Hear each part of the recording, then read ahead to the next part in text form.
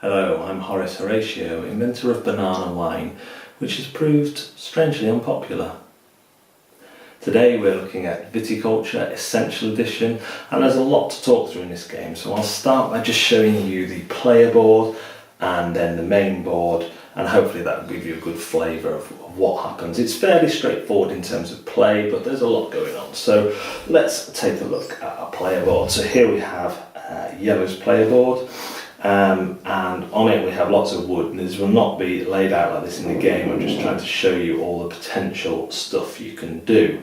The first thing you have is the 3 field cards at the top. Now these start off in your possession, but they can be sold at various points during the game to earn more money, as money is tight, and they can be bought back for the same value. So we have the 5 field, the 6 field and the 7 field. These numbers are important for what you sell and buy them for, but also for the value of wine that can go in there. And this is the main thing you'll be doing, is planting vines to harvest them, grapes, the crush pads to move the grapes to the into wine in the cellars.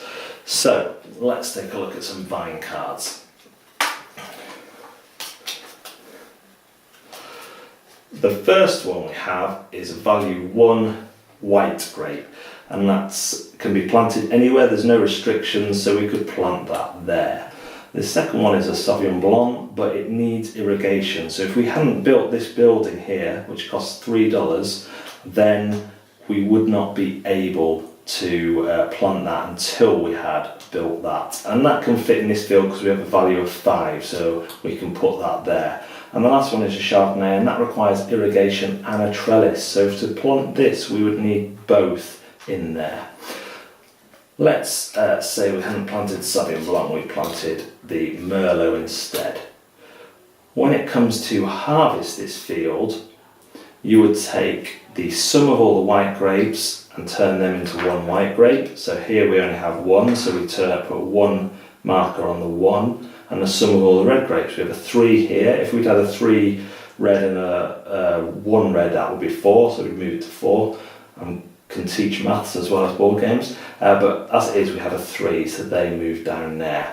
The way you take these actions like harvesting and planting vines is all done through the main board. I'm just showing you at the minute how the player board works. Other things on your player board are your cellars. You start off with just a small cellar, so you wouldn't have these 2 here, and small cellars can only make wines of value 3. Medium cellars can go up to 6, but they can also include a blush or rosé wine. That's where you combine 1 white grape with 1 red grape. And large cellars, which cost $6 to make and must be made after the medium cellar, can go up to value 9. And they can also make sparkling, which is 1 white and 2 red.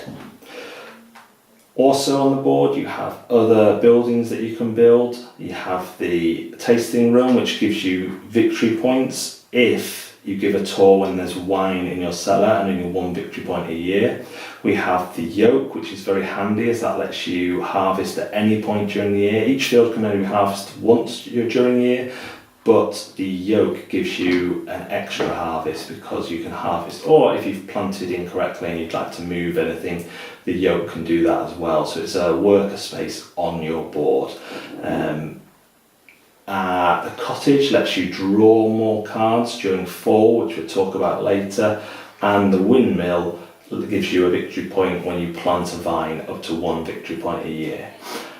These are your available workers here, they'll go in this slot, and to work out what you start the game off with, you will be given in the advanced mode method 2 Papa and 2 Mama cards, and in the less advanced method you'll be given just 1. In the advanced method you can choose. So what these dictate is what you're going to start the game with. Here we have a grande worker, which is the big worker, which is an important worker because if a space is blocked, the grande worker can always be played there for that action. So you get a grande worker, and then you can have the tasting room or $6. So you can start with a building or $6.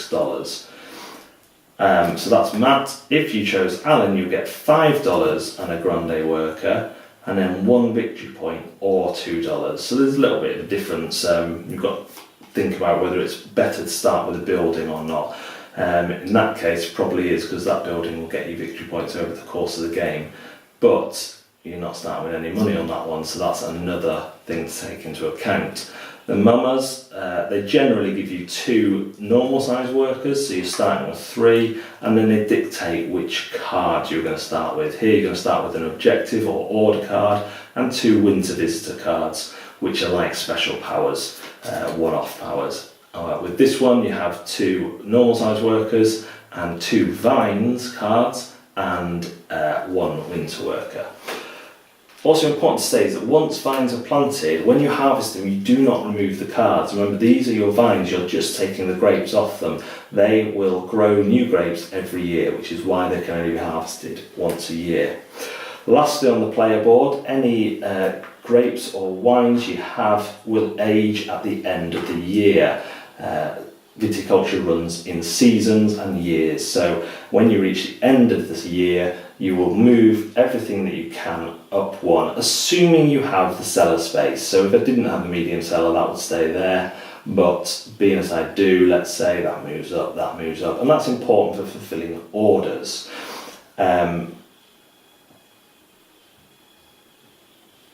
So I think that's everything we need to say at this point about the player board. Let's just show you an objective card so that you know kind of what's going on. I'll just talk about one thing on the objective card, and that is the fulfillment here. So this one needs 2 red and 2 white.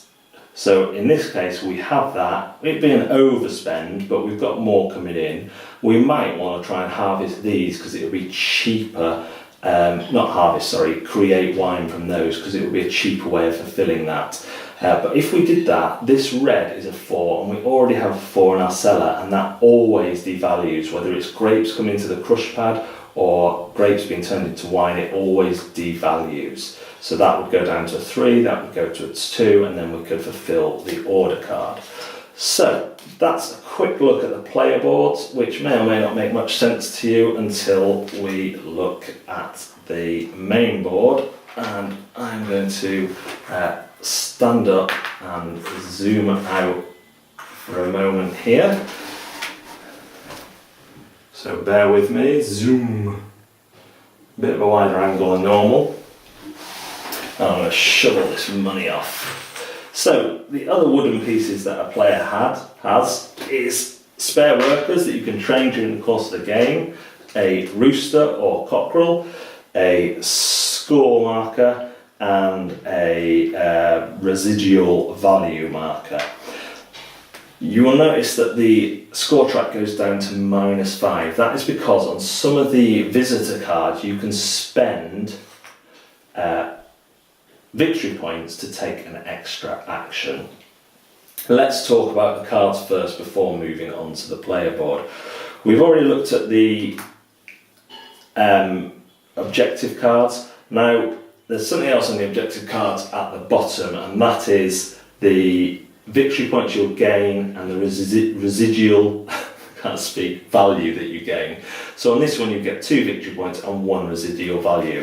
Whenever you get residual value, you move this up here, and at the end of the year you'll get that amount of coins. The maximum you can have is 5, and there are other ways, but this is the main way of getting residual value. We've seen the grape cards, the vine cards, they're greens. Yellows and blues are similar but for different seasons. So yellow are the summer visitors, blue are the winter visitors, and they are simply action cards that have 1 or 2 actions on. Discard 1 grape to gain 1 residual value, or discard 1 wine to gain 2 residual value. That can only be played in summer. Again, plant 1 vine, then if you have at least 3 different types of vine planted on that field, gain 2 victory points. And then as an example, the winter one, pay 1 gold to gain 1 residual point, or lose 2 residual points to gain 2 victory points. So these give you ways to mess with other stuff on the board that you can mess with residual points, get rid of excess wine for bonuses, that sort of thing. The board has a summer section, a winter section, and each place has up to 3 worker placement places. If you are playing a 2-player game, you only use 1. 3 to 4 players, you'll use 2, and 5 to 6 players, you'll use all 3. How the game works is through seasons. In spring, you will choose your wake-up positions on this chart, and this is where the roosters come in. The first player gets to choose first, and this will dictate the turn order for the rest of the year. So if I'm first player, I think, what did I get? I got enough vine cards from my Muller card. I didn't get an objective card, so that's going to be quite handy because I'm not going to know what I'm aiming for unless I get an objective card. So I go here and I take that bonus. So I've taken an objective card so I can crack on with getting some victory points. Next player, white, thinks, ooh, there's a chance here for me to take first crack at all the worker placement spots.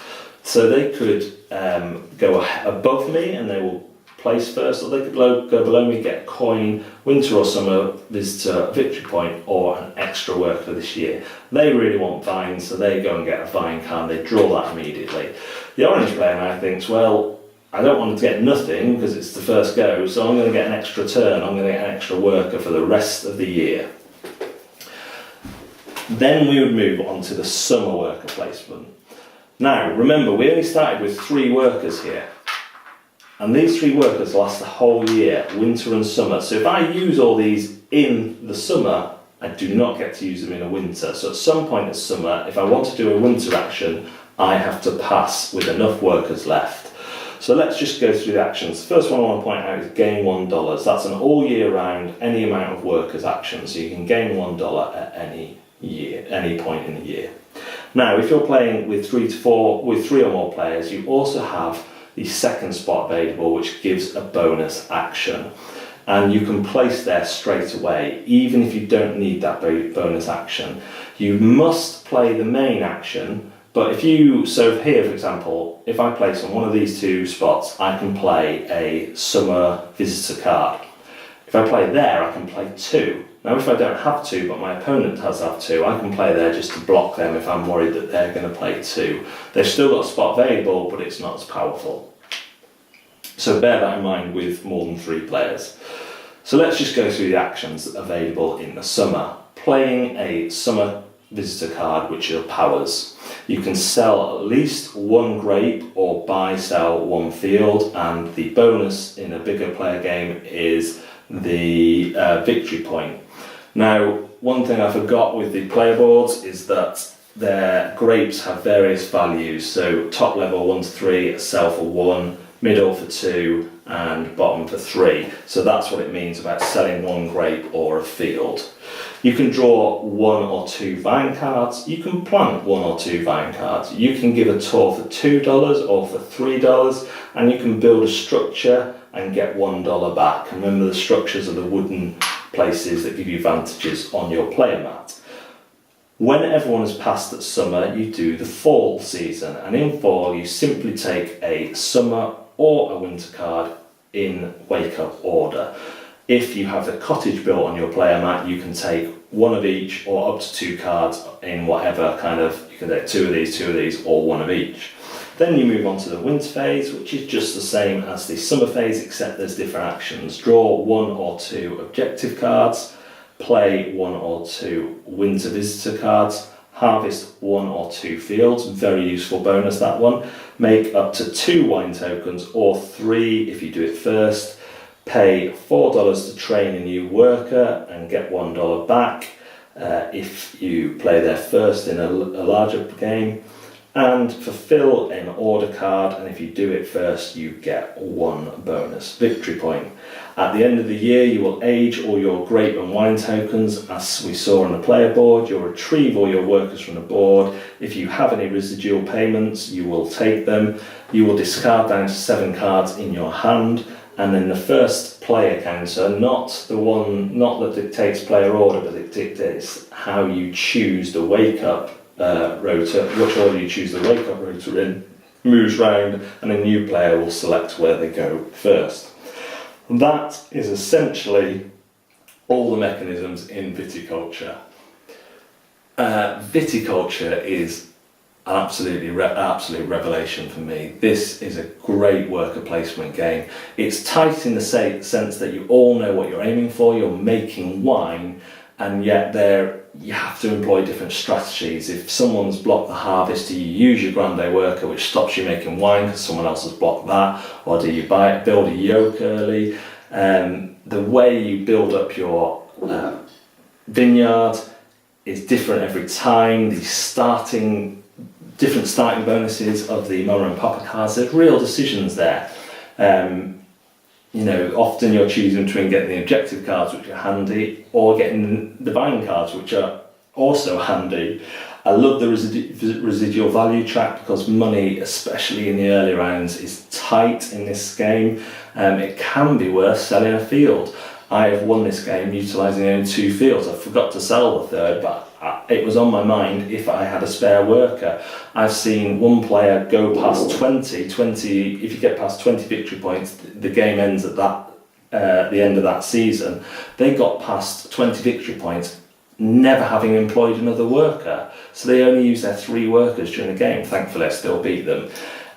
The visitor cards, the action cards, are brilliant, and the game is just full of choices. It flows well. This idea of years and seasons instead of rounds works really, really well. There is also Automa, as in all Stonemaier games, where you have a deck of cards, and this deck of cards tells you where to place up to 3 other workers. You only get 7 years to score 20 points. And basically the way the wake up chart works is that you use a new wake up position each year, and you get one bonus action to take when you want in terms of placement.